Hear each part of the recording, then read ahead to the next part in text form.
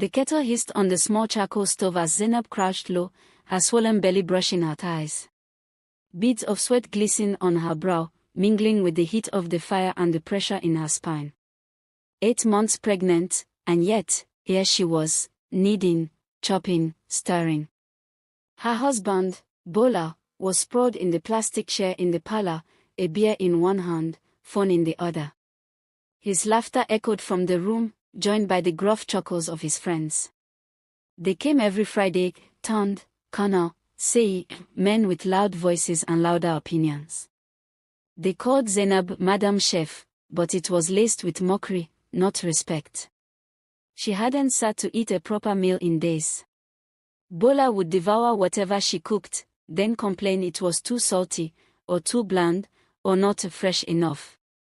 He never raised a hand to hit her, but the words were sharp, the demands constant, the love non-existent. Zainab, he called out suddenly, startling her.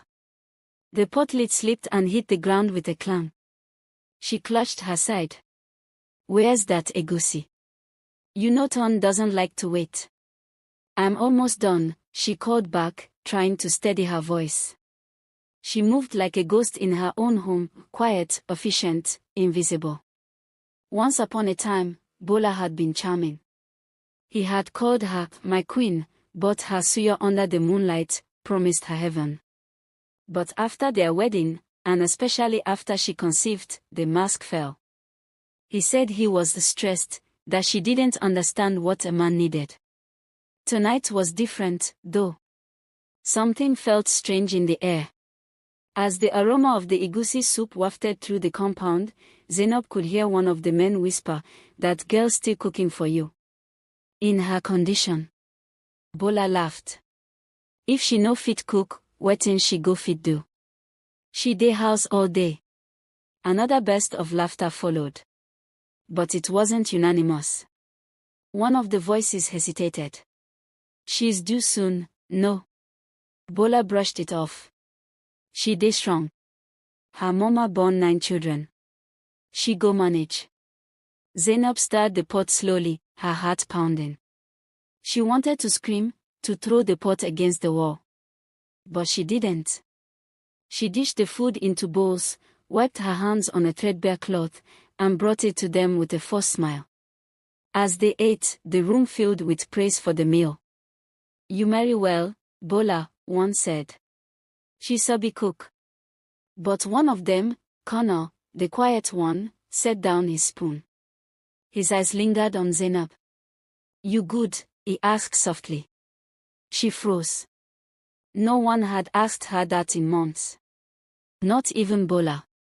And something inside her shifted. It wasn't rage. Not yet. But it was the beginning of something she had long buried, awareness. She looked up, her voice low. I'm fine. But her eyes said something else entirely. Something was about to break. Zainab lay awake that night, staring at the rusted ceiling fan as it made a lazy circle above her. Bola was snoring beside her, his stomach full, his breath sour from alcohol. Her back ached from hours on her feet. Her ankles were swollen, her soul even more so. Connor's words echoed in her head, you good. She hadn't cried in weeks. She didn't have the energy. But something about those 2 words cracked her armor. No one had noticed her in months, not her mother, who said this was normal for marriage, not her neighbors who turned their faces when Bola shouted at her in public. But Connor did. A man who barely knew her saw what her own husband chose to ignore. The next morning, Bola was hungover and irritable. Wetin you dey look, he barked as Zainab moved slowly past him. Go sweep that compound before people say I married dirty woman. She paused. Can I rest a little first? He turned. Rest. His voice rose. Did I marry you to rest? You eat my food, stay in my house, and you're talking rest. The slap didn't come, but the sting in his words was just as painful. That evening, Bola announced another set of friends were coming over. They want to eat your jollof. Make 'em spicy this time, he added with a smirk. Zainab nodded quietly, but her hands trembled as she prepared the rice. With each grain she poured, her thoughts darkened. She remembered how Bola used to stand beside her in the kitchen, cracking jokes, stealing spoonfuls from the pot. Now he only came to demand. She began to cook as usual, but her movements were stiff, mechanical. The aroma filled the house again, rich and spicy. Bola's friends arrived loud and cheerful. She served them without speaking, barely glancing their way. But halfway through the meal, a cough broke the rhythm of their laughter. Then another. Then silence. Connor, again, was the first to speak. Zainab, he said, wiping his mouth. This food, it tastes different. She looked at him calmly. It's the same recipe. But it wasn't. It had something new, her decision. She had added nothing dangerous. No poison, no sabotage. Just too much pepper. The kind that stung the throat and watered the eyes. Enough to send a message. Bola choked on a bite and grabbed for water. You want to kill me, he screamed. Zainab stood her ground. You said to make it spicy. One of the guests burst into laughter. Another shook his head. She's pregnant, Bola. Why you they treat her like this? I no force her. Bola shouted, eyes red. Not her duty. But now, the tide had turned.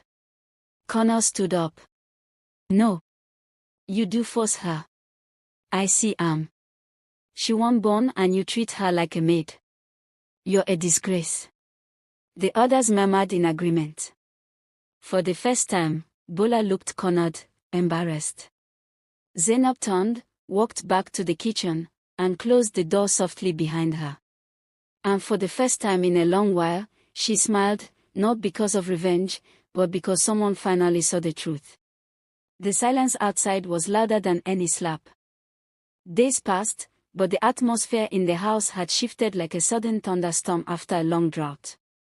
Bola no longer laughed loudly with his friends in the parlor, and Zainab was no longer invisible.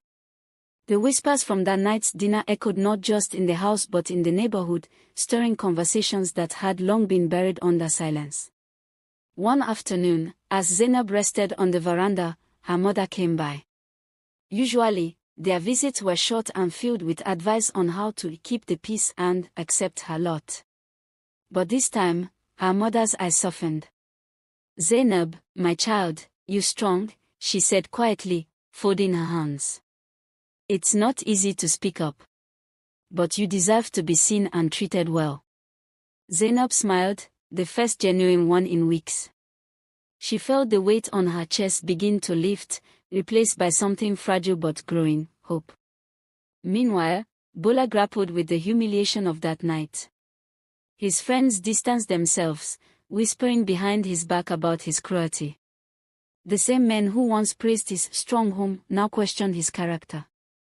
He found himself alone in the house that felt colder than before. One evening, he approached Zainab hesitantly as she prepared a simple meal. The air was heavy with unsaid words. Zainab, he started, voice rough. I was wrong. She paused, knife in hand. I didn't see how much you suffer. I thought I was a man if I was harsh. But I'm tired now. I want to do better. Zainab met his eyes, the past pain and present vulnerability swirling between them. It won't be easy, Bola. But it has to start somewhere. He nodded. Teach me. That night, for the first time in months, they ate together, not as master and servant, but as partners preparing for the arrival of their child. The laughter was soft, cautious, but real. Zainab's story did not end in grand gestures or sudden transformations. There were days when Bola still slipped back into old habits, and days when she felt the old ache return. But the seed of change had been planted, watered by the courage of a woman who refused to be invisible. Her strength was not just in enduring, but in awakening not just herself, but those around her. The question that lingered for everyone watching was clear.